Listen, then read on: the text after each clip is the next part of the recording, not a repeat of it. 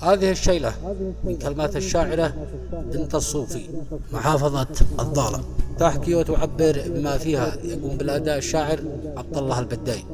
يا الله يا خالق الشيء من عدم، ومنزل الغيث من بطن الغمام، يا حاكم الكون وعدل من حكم، ما حد حكم مثل عدلك والنظام.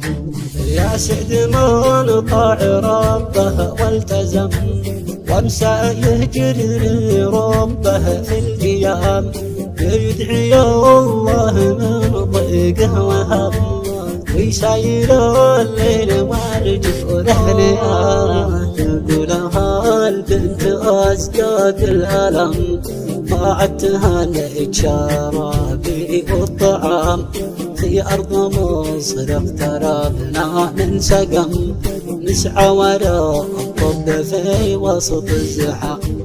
أيامنا بين الطرات التهم، والخوف والهم كبس والتمام.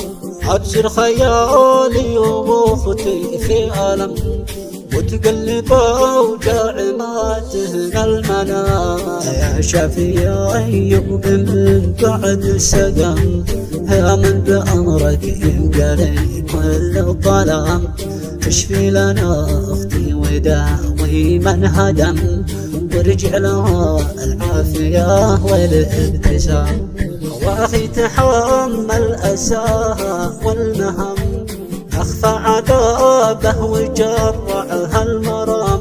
شال الشدايد وجسد القمم، ستر العالم اشتكى من كثر حام. أخي هو الجيد كالحيد الأصم، شد الظهري والدرعي والحسام. ونصر أخي في سلوكه محترم، تلقاه موجود في كل المهام.